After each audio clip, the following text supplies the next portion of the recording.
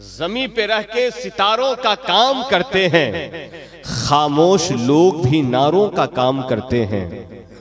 जमीन पे रह के सितारों का काम करते हैं, खामोश लोग भी नारों का काम करते हैं।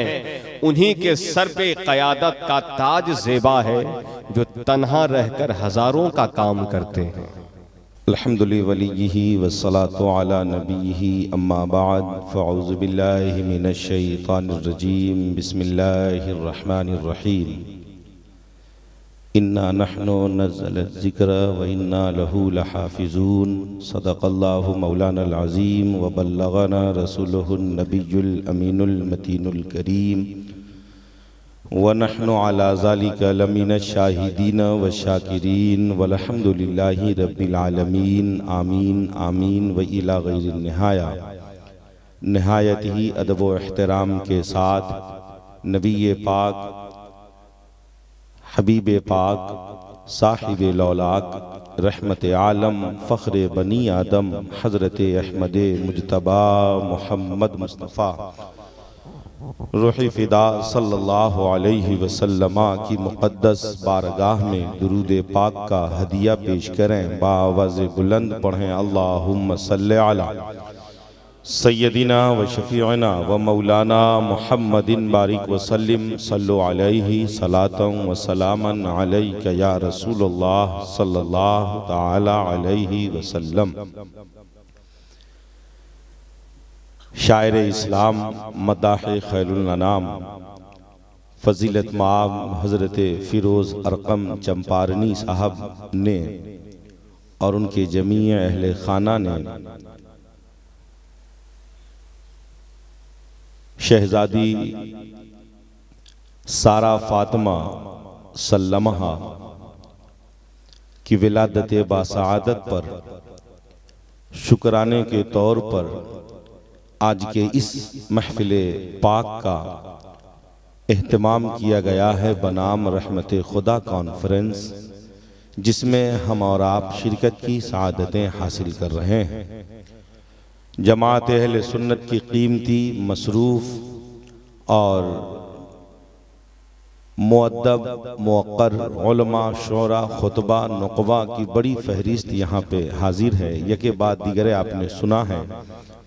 जितने लोग यहाँ आज इकट्ठा हैं, दावतों के बाद भी इतने लोग कहीं इकट्ठा नहीं हो पाते हैं, कोई न कोई एब्सेंट हो जाता है, मगर यहाँ सारे के सारे लोग प्रेजेंट हैं।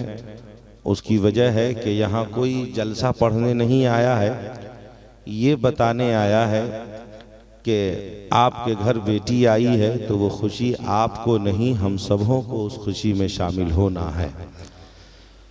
और इस दौर में जब बेटियों की आमद पर लोग मायूस हो रहे हों, उस दौर में बेटियों की आमद पर शुक्रिया का इजहार करना, खुशी का इजहार करना, ये बहुत जिगर और बहुत बड़े दिल की बात है। और यकीनन ये सब फजल रब्बी से होता है, इंसान की अपनी कोशिश से कुछ नहीं होता। बज़ाहिर बेटे की पैदाइश की खबर अगर किसी को मिलती है तो कहता है कि बेटा पैदा हुआ है, तो लोग बोलते हैं मिठाई खिलाइए। और अगर उसी ने कहा कि बेटी पैदा हुई है तो लोग बोलते हैं छोड़ दीजिए, चाय पिला के काम चला दीजिए। हजरात मुहतरम, ये दुनिया में एक मिजाज बन चुका है, लोगों की एक फिक्र बन चुकी है। बेटियों को दफन किया जा रहा था, उस दौर में उसकी बड़ी वजह ये थी कि गुर्बत इस कदर थी कि लोग ये समझते थे कि बेटियां बड़ी होंगी, इनको पालना होगा, इनको पोसना होगा, इनको बड़ा करनी, बड़ी होंगी, पढ़ेंगी, लिखेंगी, मगर सब कुछ करने के बाद इनसे क्या मिलेगा? जब ये जवान हो जाएगी तो दूसरे के घर चली जाएगी, दूसरे के घर जाके दूसरे के घर को संभालेगी, उसके खानदान को बढ़ाएगी, उसके पूरे सिस्टम को संभालेगी। बेटी मेरी पैदा हुई मेरे घर, पाला हमने, पोसा हमने, खिलाया पिलाया, बड़ा किया, सब कुछ सिखाया हमने।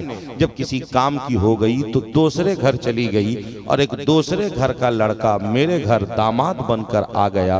क्यों ना ऐसा करें कि हम इसको दफन कर दें ताकि खर्च से भी बच जाएं, शादी ब्याह से भी बच जाएं और किसी नए को अपने घर में इज्जत देने से भी बच जाएं।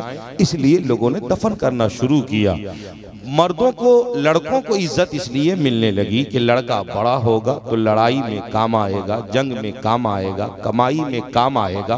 तो फर्क सिर्फ इतना है कि उस जमाने में लड़कियों को दफन किया जा रहा था कि ये खर्चे का घर आई है, और इस जमाने में लड़कियों की पैदाइश पर अपने चेहरे को लोग झुकाते नजर आते हैं, इसलिए कि फिर ये खर्चे का घर बनकर आई है। लड़कों की आमद पर लोग खुशी का इजहार करते हैं कि बच्चा पढ़ेगा, पढ़कर आगे बढ़ेगा, पैसा कमाएगा, घर बनाएगा, बिल्डिंग सजाएगा, सब कुछ करेगा। मगर याद रखें आप, जब बेटी पैदा होती है तो अल्लाह पाक दो फरिश्ते को अलग नाजिल फरमाता है, और उन दोनों फरिश्तों का फकत इतना काम रहता है कि जिस घर वो बेटी की आमद होती है उस बाप के लिए बरकत की दुआ करने के लिए वो फरिश्ते तशरीफ लाते हैं। तो बेटी की आमद पर दो फरिश्ते एक्स्ट्रा आते हैं उनके वालिदैन की दुआ के लिए, और जब बेटे की आमद होती है तो उसके साथ एक्स्ट्रा फरिश्तों की आमद नहीं होती।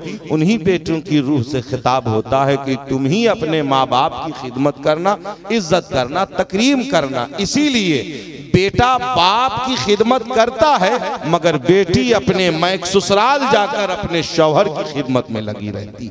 हजरात मुहतरम, बेटी के जिम्मे से वो पूरा सब कुछ उड़ जाता है। अब बाप की खिदमत करना, माँ की खिदमत करना, इज्जत करना, ये सब बेटों के जिम्मे हो जाता है। बेटी वहां से आजाद होकर अपने शौहर के पास चली जाती है। यकीन जाने आप, बेटियों की आमद पर खुशी का इजहार करना, और उस दौर में कि जब बेटियों के साथ गलत सलूक किया जा रहा हो, उस दौर में बेटियों से मोहब्बत का मुजाहिरा करना, ये मुस्तफ़ा जाने रहमत का प्यारा तरीका है। जब बेटियों को दफनाया जा रहा था, जब बेटियों को नीचा दिखाया जा रहा था, जब बेटियों की कोई इज्जत नहीं थी समाज में, तब मदीने के ताजदार ने कहा था, फातिमा मेरे जिगर का टुकड़ा है। हजरात मुहतरम, यकीन जाने आप, आकाए करीम का वसीला होगा मुस्तफ़ा जाने रहमत सल्लल्लाहु ताला अलैहि वसल्लम का ऐसा सदका होगा, अल्लाह रब्बुल इज्जत का ऐसा फजल होगा कि इंशाअल्लाहुल अज़ीज़ बेटियों की आमद में घर पे कोई परेशानियों की आमद नहीं होगी, बल्कि यकीनन इसकी आमद बाइसे रहमत साबित होगी, बाइसे बरकत साबित होगी। अब चंद बात मैं और बयान कर दूं। अभी जो हालात चल रहे हैं उस हालात के पेशे नज़र 12:03 हुआ है और 11:56-57 पे हम आपके पास आए हैं। बिल्कुल आप घड़ी देख सकते हैं, 12:12 तक लास्ट 12:15 पे हम अपनी बात खत्म कर देंगे। घड़ी आप देख सकते हैं कि 12:15 बजने में कै घंटा बचा हुआ है, वो आप देख सकते हैं। दुरूद शरीफ पढ़िए, अल्लाहुम्मा सल्ली अला सय्यिदना व शफीअना मौलाना मुहम्मदिन बारिक वसल्लिम सल्लु अलैहि सलातन व सलामन अलैका या रसूलुल्लाह सल्लल्लाहु तआला अलैहि वसल्लम। कुरान पाक की एक आयत की तिलावत हमने की है। अल्लाह पाक का फरमान है कि बेशक हमने उतारा है इस जिक्र को, बेशक हम ही इसके निगहबान हैं। कुरान का जिक्र है। अभी पूरी दुनिया में एक बहुत बड़ा मैसेज और एक बहुत बड़ा चैलेंज पूरी दुनिया के सामने है। सुप्रीम कोर्ट में एक PIL दाखिल हुआ है कि कुरान की 26 आयतों को हटा दिया जाए। बहुत मुअद्दबाना तरीके से हम ये बात इसलिए कर रहे हैं कि MA फ्रेश मीडिया एक जिम्मेदार चैनल बना है YouTube पर, और हम इसलिए बहुत सुकून से बात कर रहे हैं कि इसको अपलोड भी किया जाए। और ये मैं पूरी बात सिर्फ आपके लिए नहीं, बल्कि ये मैं अपनी पूरी बात भारत के तमाम जजों के लिए भी पेश कर रहा हूँ हज़रात मुहतरम, और पूरी जिम्मेदारी के साथ पेश कर रहा हूँ। हमारे स्टेज पे जिम्मेदार हजरात हैं, मस्जिदों के इमाम हैं, मदरसों के मुदर्रिस हैं, स्टेज के जिम्मेदार खतीब हैं, नकीब हैं, शायर हैं, और कई ट्रस्टों के लोग बानियान हजरात यहाँ पे हाजिर हैं। सबकी मौजूदगी में चंद बातें अर्ज कर रहा हूँ। जोरदार आवाज में एक मर्तबा सारे लोग कहिए या रसूल अल्लाह। एक PIL दाखिल हुआ कि कुरान में 26 आयतें ऐसी हैं जो नफरत फैलाता है, आपस में दहशतगर्दी का दर्स देता है, अस्तगफिरुल्लाह माअज़ल्लाह। इसमें से 26 आयतों को हटा दिया जाए और जितनी आयतें हैं सब महफूज रहे। हजरात मुहतरम, गुजारिश है बिलखुसूस भारत की अदालत उज़्मा सुप्रीम कोर्ट से मुअद्दबाना अपील है कि आपके यहां आया हुआ ये केस सिर्फ भारत के 25 करोड़ या 17 करोड़ मुसलमानों का सर नीचा नहीं करेगा, बल्कि आपके यहां ये आया हुआ केस भारत के 1.5 करोड़ मुसलमानों के साथ नहीं, बल्कि पूरी भारत में 1 अरब 1.5 अरब की जो तकरीबन आबादी है, पूरी आबादी के तमाम मज़ाहिब के तमाम लोगों का सर ये PIL नीचे कर देगा।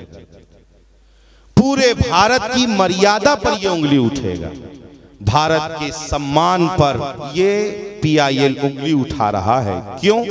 कि पूरी दुनिया में वाहिद एक ऐसी किताब है जिस किताब में आज तक ये नहीं लिखा गया कि अगर कोई गलती रह गई हो तो इस्लाह कर दीजिएगा, अगले प्रूफ में ठीक कर दिया जाए। पूरी दुनिया में वाहिद एक ऐसी किताब है जिसमें गलती की कोई गुंजाइश नहीं है, और गलती की गुंजाइश का जिक्र कुरान ने पहले कर दिया। अलिफ लाम मीम ज़ालिकल किताबु ला रैब फीह, पहले कहा कोई गुंजाइश नहीं है गलती की इस किताब में, क्योंकि ये किताब दुनिया पे हुकूमत करने के लिए नहीं बनाया गया। इस किताब को अल्लाह रब्बुल इज्जत ने अपने हबीब पे जो नाजिल किया है, इसलिए कि इस किताब से लोगों को हिदायत भी मिलेगी और बेरहरवी के जो शिकार हैं लोग, उन्हें एक मुकद्दस और प्यारा मुस्तहसन रास्ता भी मयस्सर होगा। लिहाजा कुरान में कोई गलती है ही नहीं, लिहाजा रिटर्निंग की कोई बात ही नहीं है। अगर सपोज कहने वाले ने, किसी पागल ने दाखिल कर दिया मुकदमा कि 26 आयतों को हटा दिया जाए, गौर करें आप, पूरी दुनिया में सबसे ज्यादा जिस किताब को पढ़ा जाता है उस किताब का नाम है कुरान। पूरी दुनिया में सबसे ज्यादा जिस किताब को पढ़ा जाता है उस किताब का नाम है कुरान। पूरी दुनिया में सबसे ज्यादा जिस किताब को सच्चा माना जाता है उस किताब का नाम है कुरान। और पूरी दुनिया में सबसे ज्यादा जिस किताब को दुनिया की और जबानों में ट्रांसलेट करके पढ़ा जा रहा है उस किताब का नाम है कुरान। पूरी दुनिया में जिस किताब पे सबसे ज्यादा लोग अमल करते हैं, यकीन रखते हैं, ईमान रखते हैं, उस किताब का नाम है कुरान। हमारे यहाँ तो पहले से प्रावधान है जस्टिस सर कि जो कुरान की एक आयत पे शक करेगा वो दायरे इस्लाम से खारिज हो जाएगा। ये तो हमारे यहाँ पहले से है, आज नहीं बना है। इसकी सच्चाई का ये आलम है कि कुरान के एक हर्फ पे भी अगर कोई शक करेगा तो वो दायरे इस्लाम से खारिज हो जाएगा। मारी गई थी किस्मत वसीम रज़वी की, इसलिए उसने कुरान की 26 आयतों पर शक करके अपने आप को इस्लाम से बाहर कर लिया। अल्लाह या रसूल अल्लाह, आपका दस्तूर है जो देश छोड़कर चला जाए उसके जिम्मेदार देश का कानून उसका जिम्मेदार नहीं है। तो जो देश छोड़कर चला जाए उसका जिम्मेदार जब देश का कानून नहीं है तो जो इस्लाम छोड़कर चला जाए उसको भी कुरान से कोई लेना देना नहीं। लिहाजा उसने कहा अब रुसवाई कहाँ पे होगी? हमारे भारत की। अब मुझे यकीन है कि भारत के चीफ जस्टिस बिलखुसूस सुप्रीम कोर्ट के वो नामवर जजों के सामने जब ये मामला जाएगा तो रिजेक्ट होगा। बोली वो रिजेक्ट होगा। क्यों होगा जानते हैं? इसलिए कि मक्का मुकर्रमा में खाना काबा पर 7 दिनों तक 7 महीने तक सूरह कौसर इन्ना आतैना कल कौसर फसल्ली लिरब्बिका वनहर इन्ना शानिअका हुवल अब्तर 7 महीनों तक इस सूरह को लटकाया गया और ये चैलेंज किया गया है कोई तो इसके मुकाबले में कोई दूसरी सूरह लिख दे। 7 महीने तक। और उस जमाने के बड़े बड़े फुसहा, बड़े बड़े शोरा, बड़े बड़े उदबा थे मगर सबकी जबानें खामोश थी, कुछ नहीं हुआ। तो किसी ने आकर लिखा कि ये कलाम किसी बशर का नहीं है। आगे लिख दिया ये कलाम किसी बशर का नहीं है। फिर किसी एक शायर की नजर उस पर पड़ी तो उस शायर ने मजीद वजाहत कर दी कि इस कलाम में 3 आयत वो किसी बशर की नहीं है मगर बात की जो एक बात है ये किसी बशर की बात। हजरात मुहतरम, अर्ज ये करना है कि आज अगर कहा जाए इसमें गलत है तो पहले इस चैलेंज को कुरान झेल चुका है कि अगर कोई गलती है तो लाकर दिखाए, कुछ नहीं। लिहाजा अगर यहां ये केस एक्सेप्ट हुआ तो भारत का सर नीचा कैसे होगा मैं वो आपको बता रहा हूं। दुनिया में सारे लोग कुरान को सच्चा मान रहे हैं। अगर भारत कहे कि इसमें कमी है तो पूरी दुनिया के लोगों का दबाव भारत की अदालत पे पड़ेगा या नहीं पड़ेगा? बोलिए। पूरी दुनिया की अदालतों का बोर्ड इस पर लोड इस पर आएगा कि नहीं? कि क्या कह दिया आपने? आज एक पागल ने सुप्रीम कोर्ट में PIL दाखिल करके सिर्फ मुसलमानों को रुसवा नहीं किया है बल्कि भारत के नाम को रुसवा किया, भारत को रुसवा किया है। लिहाजा उस इंसान पर देशद्रोही का भी मुकदमा चलाना चाहिए। इसलिए कि जो भारत के मानवता और भारत के अखंडता और भारत के मुकद्दस मोहब्बत और गंगा जमनी तहजीब को जो बिगाड़ने के लिए आया है उसके केस को लेने के बजाय उस पर एक नया केस जारी किया जाए कि जो माहौल को बिगाड़ने आया है। और ऐसे लोगों को भारत में रहने का कोई हक नहीं है जो भारत के माहौल को बिगाड़े, ये हमारा संविधान बताता है। हजरात मुहतरम, इसलिए अर्ज करना है कि होगा कुछ नहीं, याद रखिए। इसलिए कि अल्लाह पाक ने कुरान की हिफाजत की जिम्मेदारी ली है। किसने ली है? अल्लाह ने। कहां से खत्म करेंगे कुरान को? आप पड़ोसों से निकालकर, मकतबे से निकालकर, किताब दुकानों से निकालकर, पूरी दुनिया से किताबों को कुरान पाक जो छपी किताब है उसे इकट्ठा करके आप हटा सकते हैं, मगर जो हुफ़ाज़े किराम के सीने में महफूज है कुरान, अल्लाह ने इस कुरान की हिफाजत का इंतजाम कितना शानदार किया है। एक तरफ छपवा दिया है ताकि जो याद ना करें वो देख के पढ़ लें, जिन्हें पढ़ना ना आए वो देख ले कि सवाब पा जाए। और एक हुफ़ाज़े किराम के सीनों में छुपा दिया कुरान। अगर मकतबे से निकालो कुरान को अलग करना है तो मकतबे से किताब को निकाली जा सकती है, मगर जब हुफ़ाज़े किराम से कहेंगे कि सीनों से निकालो कुरान तो हर हाफिज कहेगा कि सामने खड़े हो जाओ, मैं पढ़ रहा हूं तुम सुनते रहो कुरान, मैं पढ़ रहा हूं तुम सुनते रहो कुरान। और यकीनन कुरान सुनते सुनते ये कुरान का एजाज है कि जो कुरान को सुनता है वो कुरान का हो जाता है।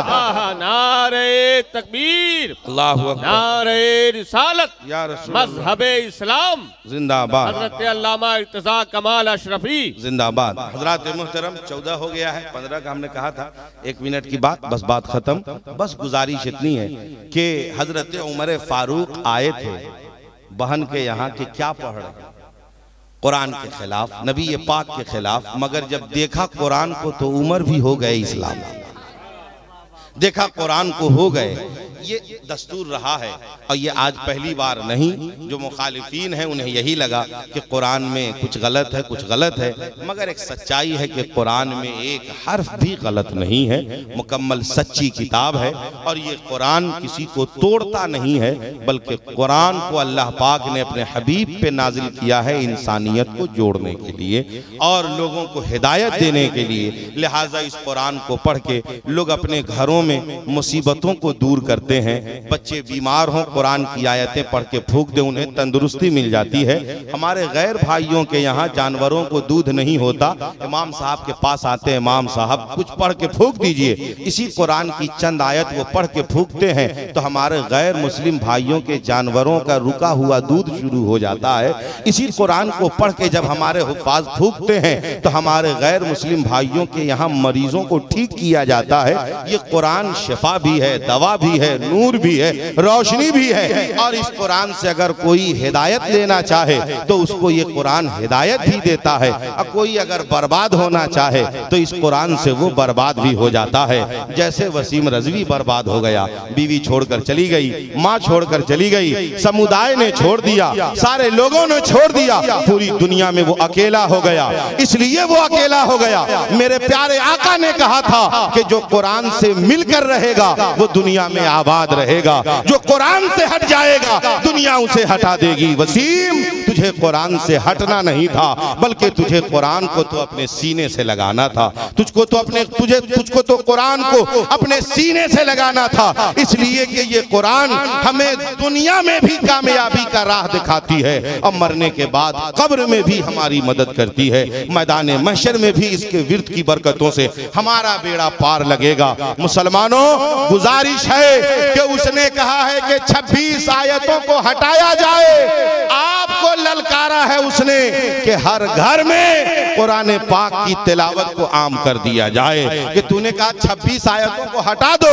हम 26,000 मरतबा कुरान की तिलावत करेंगे, हम पूरी जिंदगी कुरान की तिलावत करेंगे। अच्छा किया है, पिछले साल लॉकडाउन लगा तो लोग नमाज पढ़ना शुरू कर दिए, इस साल टच कर दिया है, अब लोगों ने कुरान पढ़ना शुरू कर दिया है। ये कुरान का मोजज़ा है कि वो आया था कुरान पर उंगली उठाने, कि कुरान पर उंगली उठाएंगे दुनिया में इंतशार फैल जाएगा। पागल, ये इस्लाम है। इस्लाम जितना ही इसको दबाओगे उतना ही उछलेगा, जितना ही दबाओगे ये उतना ही उछलेगा। नतीजा ये निकला, आया था नुकसान पहुंचाने, हो गया फायदा। यही तो कुरान का मोजज़ा है कि जो इसको नुकसान पहुंचाने आता है उसी का नुकसान होता है, कुरान का नहीं। लिहाजा अल्लाह पाक की बारगाह में दुआ है, मौलाए करीम हम सब की हाजिरी को कबूलो मंजूर फरमा ले और हमारे शोरा, हमारे खुतबा, हमारे नुकबा ने जो कुछ पेश किया है मौला, उन सबों को अपनी बारगाह में शर्फ़े क़बूलियत अता फरमा।